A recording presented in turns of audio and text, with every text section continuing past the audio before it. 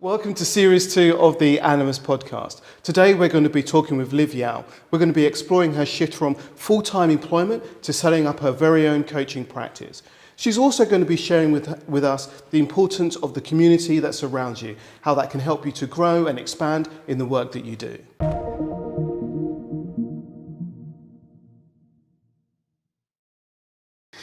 So Liv, it's great to have you here today at the Animas podcast. So you're sort of known for having quit your day job and gone full on with your coaching. And I'm just like, so what's happening for you right now with all of that? Yeah, it's a really exciting time at the moment, big transition period. I've never not had that kind of secure, comfortable day job before, so it's definitely been a big leap. I am in the process, setting up my coaching practice. It's still in the early stages, so there's a lot of planting seeds happening, a lot of conversations, a lot of potential collaborations coming up next year.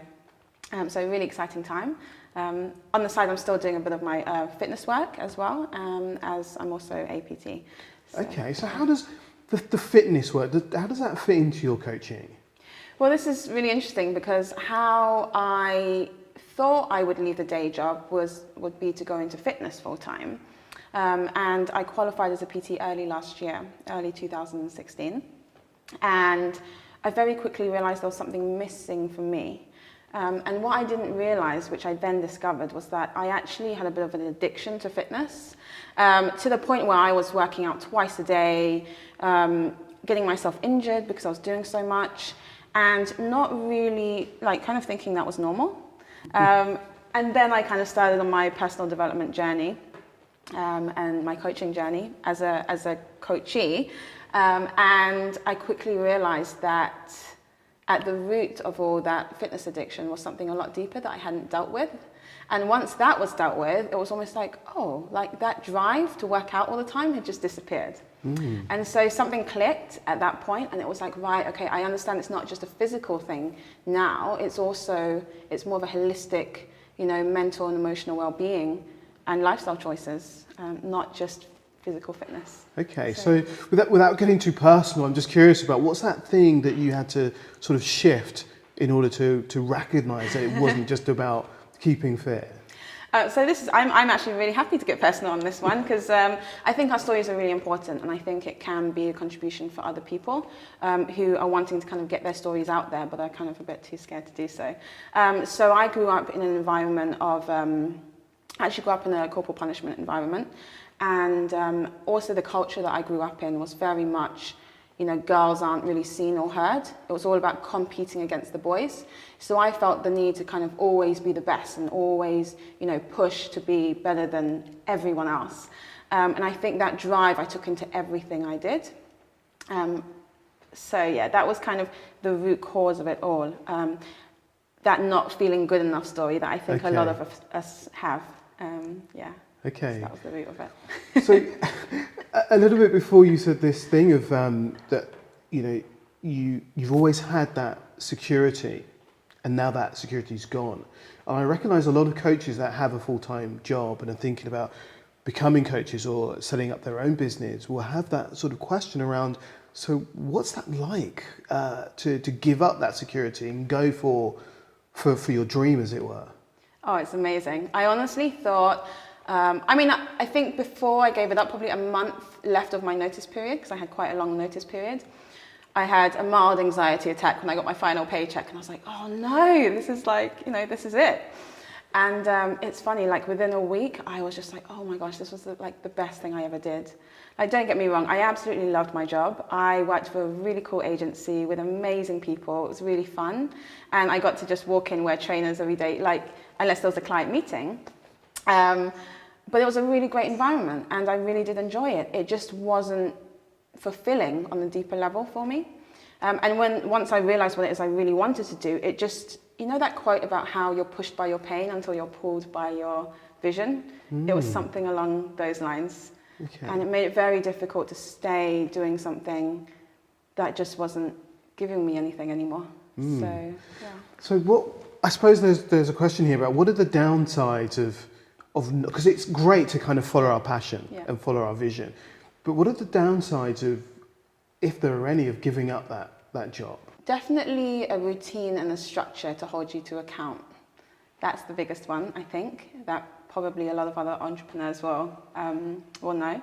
I've always been somebody who probably really appreciated my freedom, but I didn't realize how much that structure kind of held it all together. And so that's why I really am interested in coaching around career transition, because I actually know what you have to deal with now in terms of the support that you need around you, and really what it takes to keep yourself accountable, which has been fun.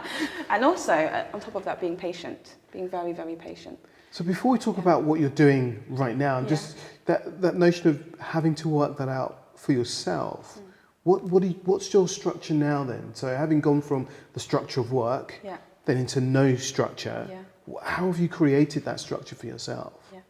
Well, I take Mondays off now. Mondays are like my lion day. And it was a bit of trial and error, actually, for the first few weeks. And I found myself, this is really funny, I actually found myself taking lots of afternoon naps and just doing midday workouts. So what I've done now is I've realized, right, I don't need to have a really kind of fixed structure, like you read books about entrepreneurs who get up at 4 o'clock in the morning and they start their days a certain way and they have a routine. I realized very quickly that just didn't work for me. And I've always been a bit more of a night owl, and I finally accepted that I'm not really that interested in changing that. So I do a lot of the things I need to do in terms of meetings during the day now. I do my workouts, I do all the things I need to do fitness-wise during the day as well. And I do a lot of my coaching more in the evenings, because that's when I'm a bit more like switched on and focused and present. So that's something that took a bit of trial and error. I think I finally got there, with maybe a few little tweaks. Okay, so what are you, so when you think about now your business right now, I think you said you're about to launch your website, or that's about to go. It is. So what's happening now with you? What's happening now? Well, I'm actually quite passionate about leadership, so I'm actually doing a leadership program right now, which is really... As in being trained? Being trained, yes. So that's happening. I am just finishing up my case study for my diploma, which is fun. It's actually been really good to reflect back to some of my earlier clients. Okay. And the journey that they went on, and kind of my journey alongside that. So that's been really, really great.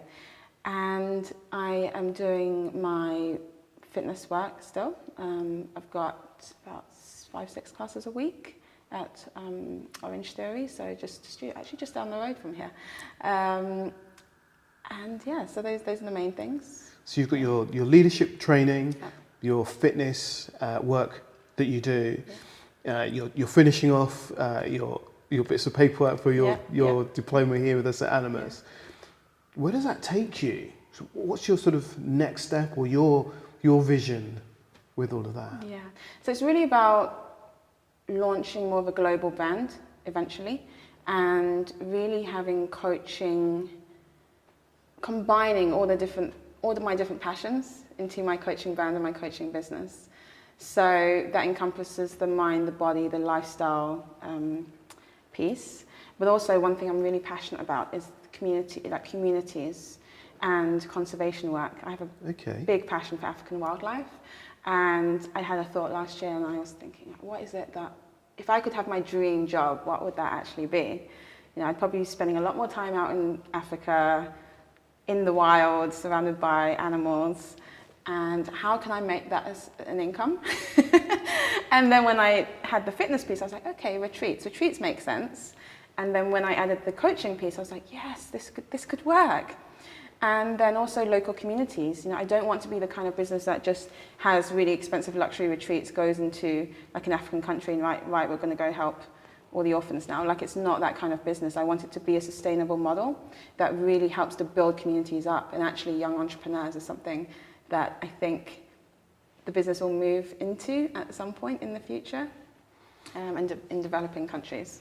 Yeah. So you've got lots of pieces kind of coming together there. So, as you were saying that, it reminded me of one of the other Animas students who now works, I think it's in Kenya, Liv Yeow, who does, I think it's called coaching safari or lifestyle safari, where she takes groups of people and they stay with the villagers, experience life, whilst doing their coaching in the evenings and doing group coaching sessions and kind of sharing best practice. So that sort of sounds like something similar happening there. Yeah, definitely. I definitely will need to speak to her at some point and pick her brains. I think something I'm envisioning more of is a business that, I mean, there'll probably be, I'm thinking more luxury safari lines, but how I see that impacting local communities is kind of having, you know, being able to charge for that and then be able to direct some of those funds into building up local communities, as well as going into experience it firsthand. I think eventually, you know, having a fund would be incredible one day. Yeah.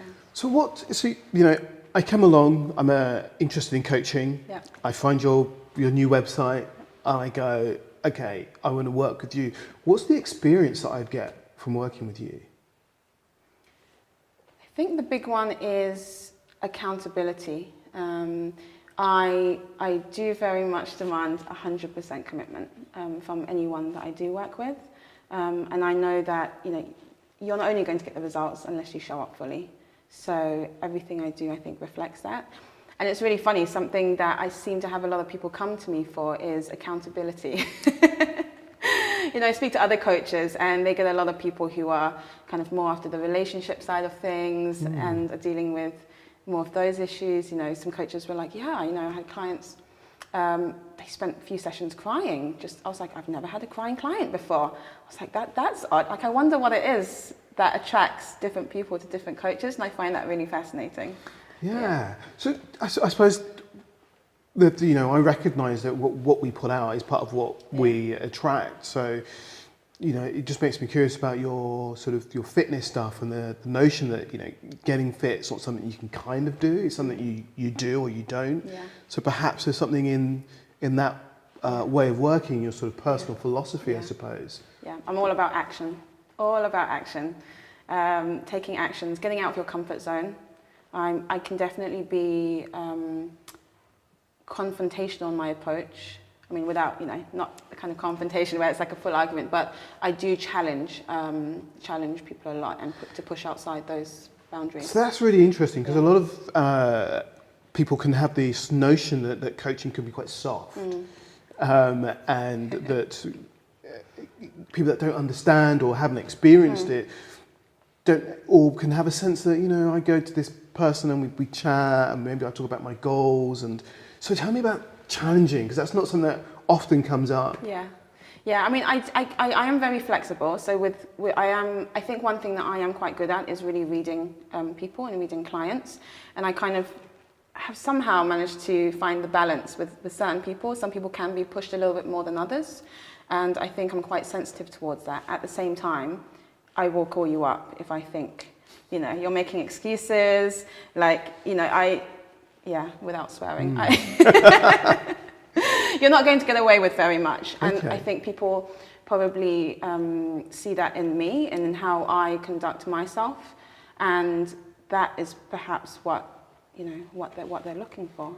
So that bit where, you know, you're calling people out on their stuff and you're not allowing them to make the excuses. Playing small is what I call it. You don't allow them to play small. I don't allow them to play small.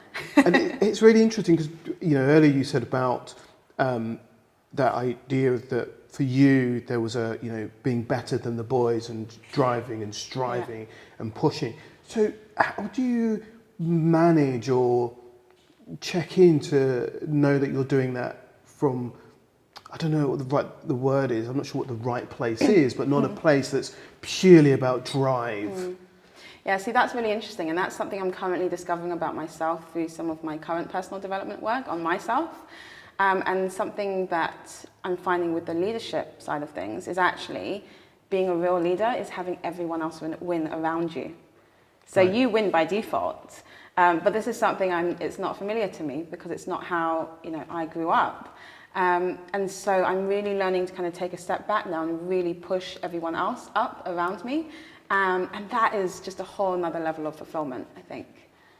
So I'm learning a bit more calm and patience, for sure, on a personal level. And I think it will definitely be benefiting how I show up in my coaching and with my clients. Brilliant. So, it's great to hear that you're continuing your learning journey, because I recognise that some people they'll think that you learn it and then that's it, you've done it. Yeah. But what I can hear here is that you're really sort of looking at how can I continue to develop and grow and understand myself as well as learn skills to work with my clientele. Yeah, exactly. I don't believe I can be authentic as a coach, and I don't feel like there's any integrity for myself as a coach, at least, unless I'm pushing myself as much as I can. I don't demand anything of my clients that I wouldn't put myself through. So, I think, and that's another thing with leadership, like you've got to be the one to go first. And I think when people see that, that's when they get inspired and they're like, you know what, I can do this too. Sounds amazing. You were saying there about, making sure that everybody around you is winning, and that sort of made me think about how winning communities are so important. So how do you build that community around yourself that's a winning community?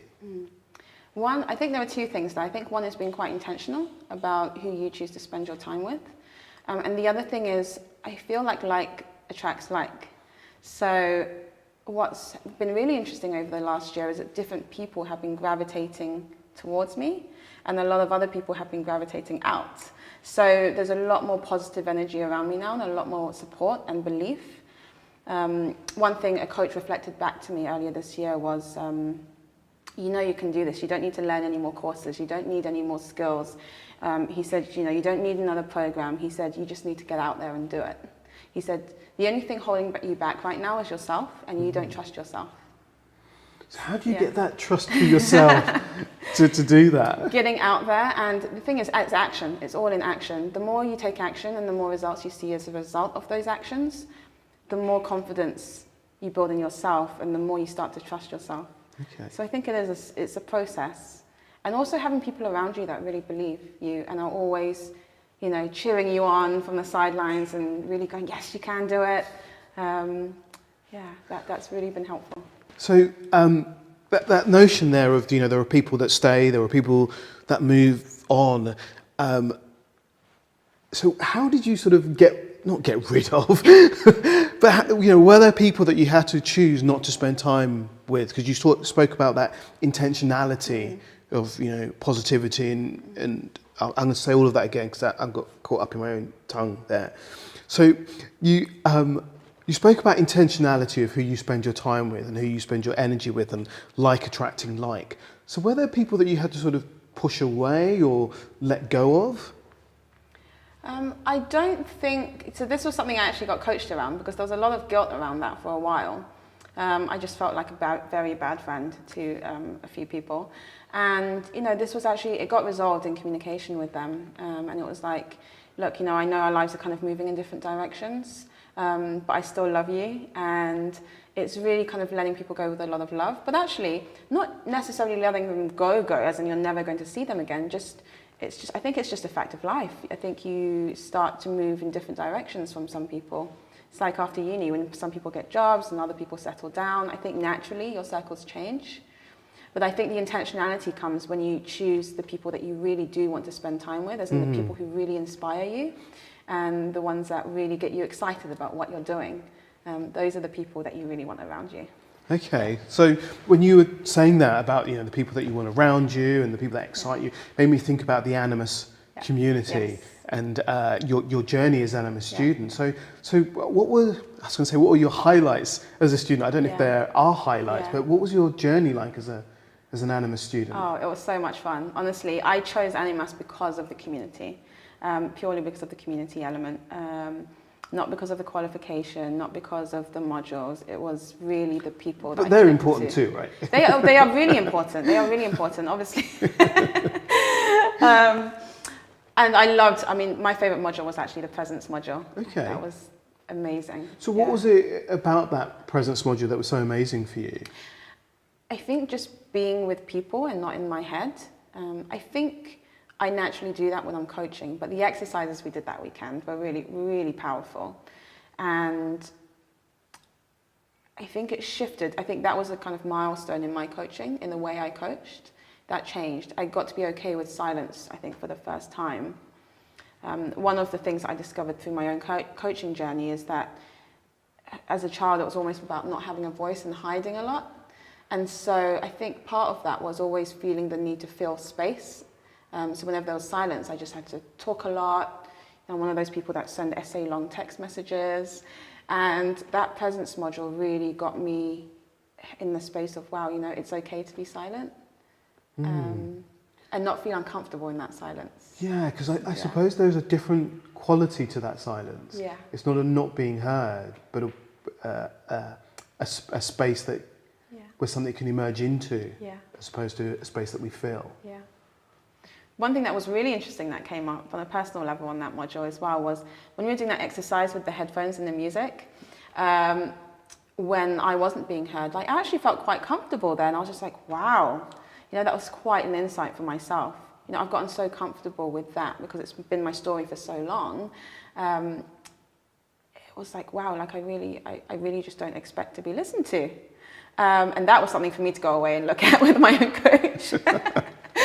So it was so great on so many levels for my clients, but also on a very personal level as well. Yeah, I think there's something really lovely about having a learning experience that where you are the learner about yourself, but also that gives you tools to work with your clients. Yeah. And the work is never done.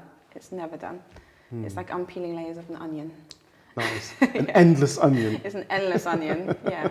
But that's what makes the whole journey fun. I mean, that's what makes life fun. I think if you were ever there, then things would get boring. You spoke about the Animas community and sort of thinking about all the expansion of what you're doing and that the kind of the global work that you're exploring here. Just curious about, are you doing any collaborations with members of the community around that? Actually, that's really funny you say that. I am speaking to one of the girls at the moment, and we are putting together an event next February, and it's really about exploring masculine and feminine energies. So whether that's within a relationship scenario, for me it relates to obviously kind of wanting, I had a lot of masculine energy growing up because it was all about that drive and about competing against the boys. So that's something I'll probably speak a bit more about. And we've got some amazing guys. Actually, one of the guys from the community is going to be speaking as well, and he's going to be focusing more on male vulnerability. So it's going to be a really beautiful event. I'm really excited about. We have to still figure out all the details. But yeah, that's something that we have spoken about, and I'm in contact with so many members of the community, and everyone's up to such amazing things, and it's really nice that we can all support each other in these journeys, because as you said, not everyone in our lives understand, and it's really great to have that support and that structure, I guess, there.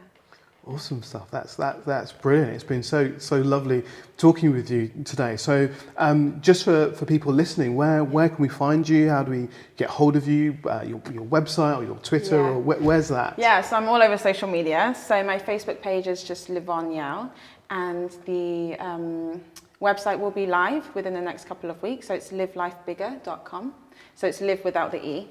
And the focus on my coaching very much is around confidence and career transition and lifestyle. And I really love working with people who really want to make a difference in the world. For me, social impact is a big thing. So as many kind of clients I can get in that space who are really interested in making their mark, those are the people I really, really loved working with. Brilliant. Yeah. That's great. It's been wonderful speaking with you, Liv, and I look forward to hearing from you again and having you back to hear about all of your amazing adventures. Definitely be back. Cheers. Thank you. Thank you.